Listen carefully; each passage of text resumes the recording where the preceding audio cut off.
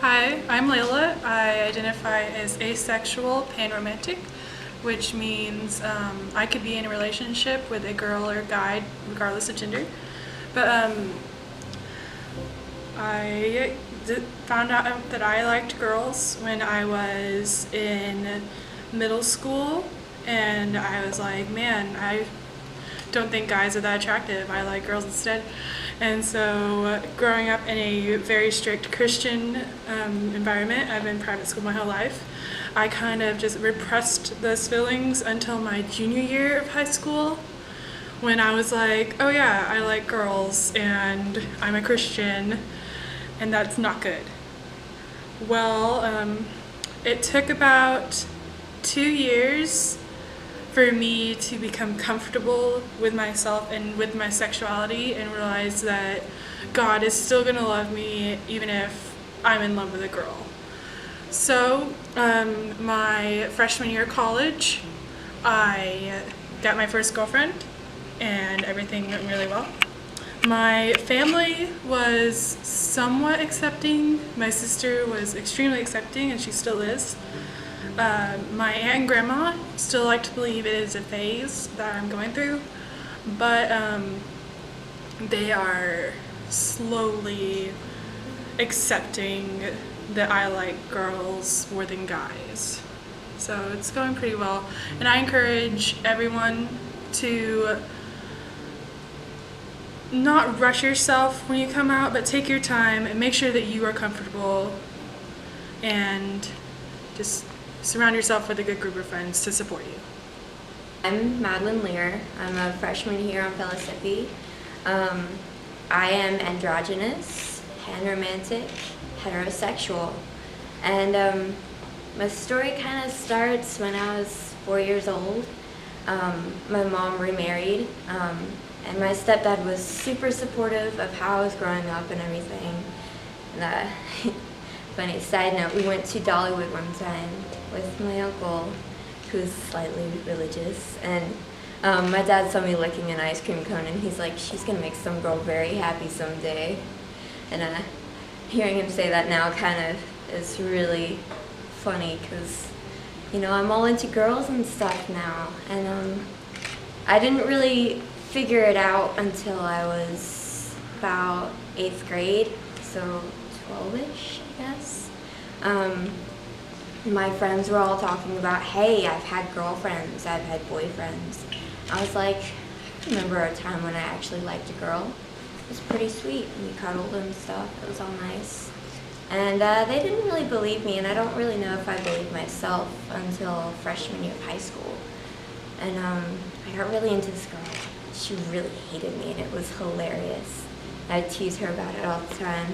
And she and I kind of grew distant, and my parents never really figured out what was going on until sophomore year of high school. And then I was kind of going through a rough patch, and I was talking to my dad about it. And it just kind of slipped out because he wanted to know what was going on. So I told him, hey Dad, I like chicks. He was like, cool, I like them too. And later on in high school, I kind of had this bad experience where I was trying to figure out what my feelings were for other people and how they felt about me and how relationships really worked. So I tried to mentally group together some people that I thought I actually could get along with and and date and stuff. And it ended up falling and crashing in my face, and there were so many rumors started about me, and the stress was really getting to me, and my parents noticed. So my dad sat me down again, and he's like, all right, spill it, tell me what the hell's going on. I was like, Dad, I can't figure it out, but I think I like multiple people at the same time. He was like, all right, well, that's how I was too. It's like choosing different ice cream flavors. One day you want mint chocolate chip, next day you want vanilla. It's like, Dad, that's a weird analogy, but sure, we'll go with that. And so I didn't really get to tell my mom what was going on. So I continued what was happening with my relationships, trying to like pick up broken pieces, put everything back together. But the cracks never really were filled and they never really fit back together again. So I still had the support of my mom and my dad, and I had other friends, and things were good. And I still get crushes on girls, and I still get crushes on guys, but I'm in a very lovely, steady relationship with a beautiful man, and we totally check out girls' butts together, and it's great. And that's my story. Hi, I'm Connor. I'm 18 and I'm gay. I don't want to say I've really been judged for being gay because I've never really have had that much hate. I mean, I had to keep it a secret for literally almost my entire family because everyone in my family, most of my mom's side, is so, I don't want to say shallow. What's the word? Considerate? Conservative. And it was really hard. The first person I ever really came out to, he was my friend Chad. You know, I sort of felt like I was ready to face the challenge. So I sort of planned this whole thing out once I did start high school was to find someone to trust.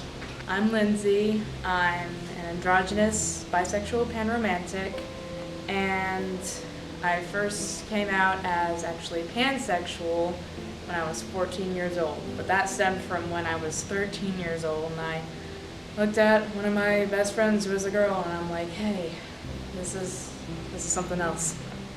But that didn't really work out too well, so then I just repressed that for another year until I was in high school, and then I fell in love with another girl, and I'm like, okay, something's different here.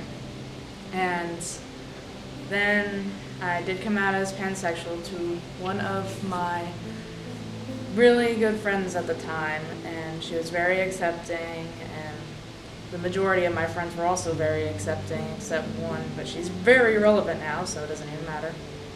My mom found out from the internet, and she wasn't happy. She was very sad.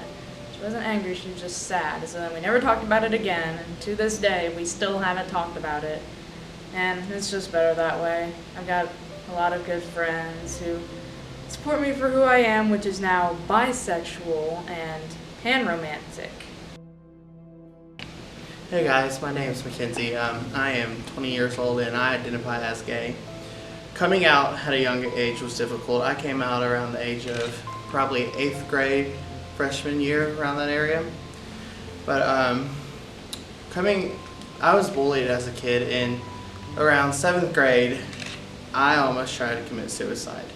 It was a very hard time in my life, but it was more hard seeing my mom run in and attacking me off the banister because I was about to jump off with a rope around my neck.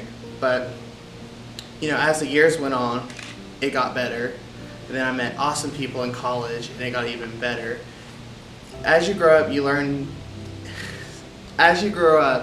find out that more people are accepting of you, and there's nothing to be scared of, and don't hide who you really are. You have to let your true colors shine. And that is one of the awesome phrases I go by. Never hide who you are. Just let your true colors shine.